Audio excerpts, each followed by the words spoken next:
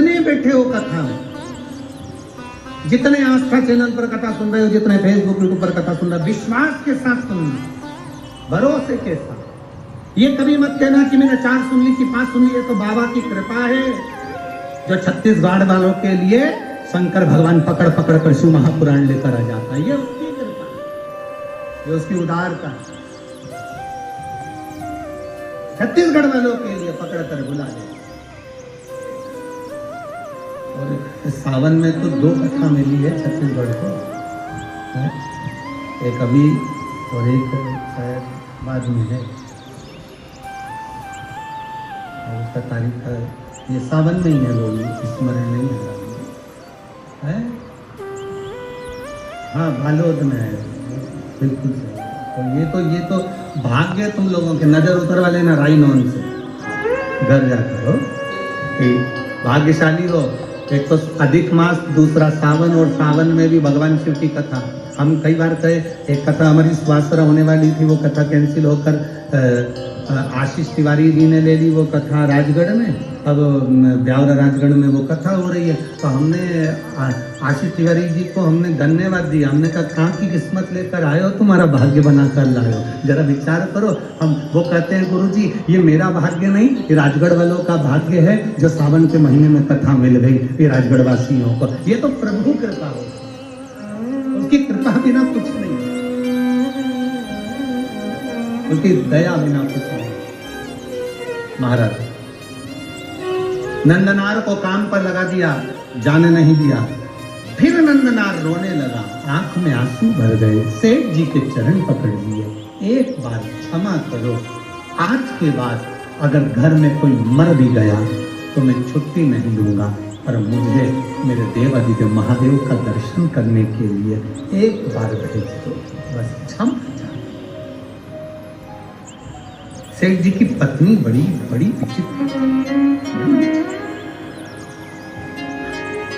थोड़ा अगर दया सेठ जी कर भी देते तो पत्नी दया नहीं करने देती, वो बड़ी गुस्से। कई बार हो जाता है, एक संत बार दरवाजे पर मांगने आते थे और गुड़िया रोज गाली देती थी, रोज संत आए मांगने और गुड़िया ने गाली देना चालू करी, आग लग जाए, नाश हो जाए, सत्यानाश हो जाए, ऐसी बुढ़िया रोज गाली दे। तो संत के साथ जो चेला रहता था, वो चेले ने कहा, कहाँ गुरुजी रोज इसके मांगने आते, वो रोज गाली देती है। तो इतने में गुरुजी ने कहा, कुछ नहीं देती, गाली तो देती तो है ना, कुछ तो दे रही है ना, जो उसके पास होगा वो दे रही है। अरे तो गुरुजी मांगने की जरूरत क्या अपन को इसके दरवाजे से। चलो गुरुजी फिर दूसरे दिन आ गए, आपकी बार बुढ़िया को गुस्सा है,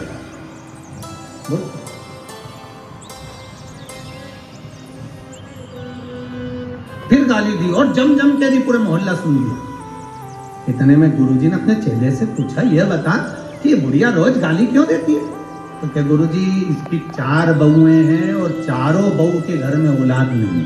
अच्छा, चारों बहू के घर में औलाद नहीं, इसने पोते का मुंह ही नहीं देखा, इसलिए इसको गुस्सा ही आता रहता, जब देखो जब सबको गाली देती, बहुओं को दे, बेटा उनको दे, किसी को नहीं छोड़े। ये तुम्हें भी दे दी, अब सोचे इससे बढ़कर क्या, भगवान को भी देती रहती है, अगरबत्ती नहीं लगाए, दिया नहीं लगाए, गाली दे।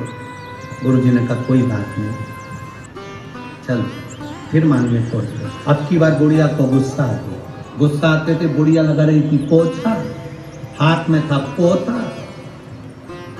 और बुढ़िया से कहा, मां भिक्षान दे। बुढ़िया ने कर लिया, जो दिया पोता धर के तो महाराज के मुंह पे पड़ा। अब जो ये पोछे का पोता जो महाराज के मुंह पे पड़ा, महाराज जी ने उसको उठा लिया। महाराज जी ने कहा, मां तूने मुझे पोता दिया, भगवान तुझे पोता दिया, तूने मुझे, भगवान तुझे। गुरुजी, चेले ने पूछा, गुरुदेव आपने इसे पोता होने का आशीर्वाद क्यों दिया? गुरुजी बोले, इसने आज तक कुछ भी नहीं दिया था, आज पहली बार जिंदगी में एक फटे हुए कपड़े का दान तो किया। उस दान का फल ये होता है कि घर में वंश बढ़ जाता है, इसलिए मैंने पोता किया। दान की मूलता क्या है? दान की मूलता क्या? आप कुछ तो दे रहे हो भगवत भजन। अब यहाँ पति अगर दया कर भी दे तो पत्नी ने दया नहीं करी। पत्नी बोली एक बात सुन ले, ए नंदनार, मेरी मुख से एक बात सुनकर जा।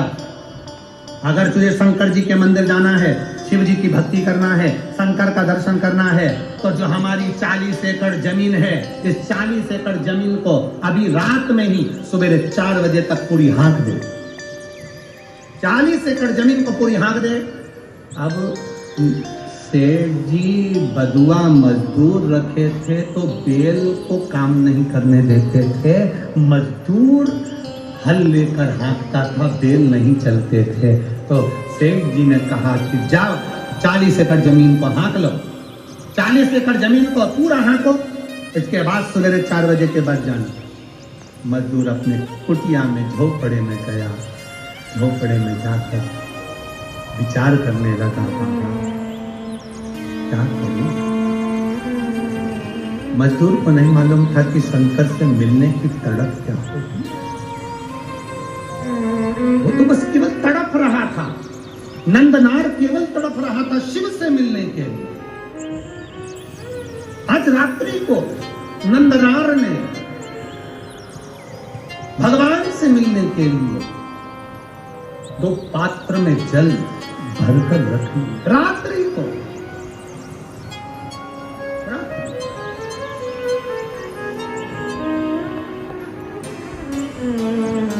बाबा, मैं जानता हूं कि ये शरीर 40 एकड़ जमीन को रात भर में नहीं हाँक सकता। क्या करूं मैं? क्या? जल का पात्र भरा हुआ रखा था नंदनार के यहाँ। सेठानी को मालूम पड़ा कि नौकर के कमरे में जल का पात्र भरा हुआ रखा है, सुबह वो जल का पात्र लेकर जाएगा।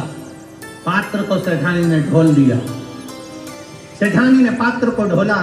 नंदनार को नहीं मालूम कि जिस पात्र में मैंने जल भरकर रखा था देवादिदेव महादेव को चढ़ाने के लिए, उस सेठानी ने ढोल दिया। नहीं मालूम।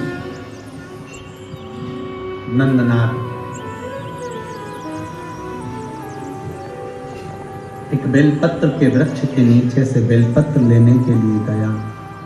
शाम का समय, रात्रि का समय, कहीं टूटा हुआ बेलपत्र भूमि पर भी पड़ा हुआ मिल गया।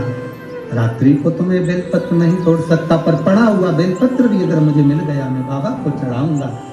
खेत की चिंता नहीं, 40 एकड़ खेत अगर ये हाँकेगा तो जा पाएगा। उसको मालूम है 40 एकड़ खेत में अकेला हाँक नहीं सकता, क्योंकि बेल नहीं है। बेल की जगह मुझे हल में जुतना पड़ता है, तब तो हाँकेगा। अब कौन? तो उसको मालूम है जा नहीं सकता, पर बेलपत्र तो लाके रख सकता हूँ। मेरा विश्वास करता है मेरा बाबा यहीं आकर बेलपत्र ले जाएगा। नंदनार बस अंदर भवन में गया। पात्र धुले पड़े थे। नंदनार जल लेने के लिए फिर गया। रात्रि नंदनार जब जल लेने के लिए गया, सरोवर के द्वार पर सेठानी ने कुआं बावड़ी के दरवाजे पर द्वारपाल बिठा दिए कि इस बदुआ मजदूर को 1 लोटा पानी नहीं मिलना चाहिए। नंदनार वापिस कमरे में आ गया। रात्रि भर नंदनार रोता रहा, रात भर रोया।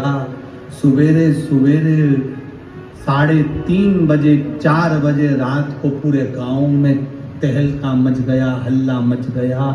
लोग नंदनार का जय जय घोष करने लगे। गजब का नंदनार है रे। 40 एकड़ जमीन को नंदनार ने आधी रात को ही हाँक दिया। आधी रात को नंदनार ने 40 एकड़ जमीन को हाँक दिया।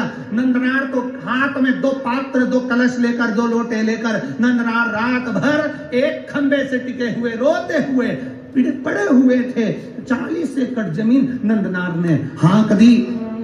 नगर में सूचना गई, सेठानी को सूचना गई, सेठ को सूचना गई।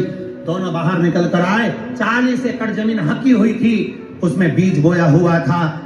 सारे नगर के लोग आकर नंदनार को गले लगा कर कहते, नंदनार तूने ये 40 एकड़ जमीन को एक रात में कैसे हाँक दिया? नंदनार की आंख में जल भरा था। देखा तो दोनों लोटे जल से भरे थे। नंदनार ने कहा, ये मैंने नहीं हाँकी, ये लोटा जिसमें भरा है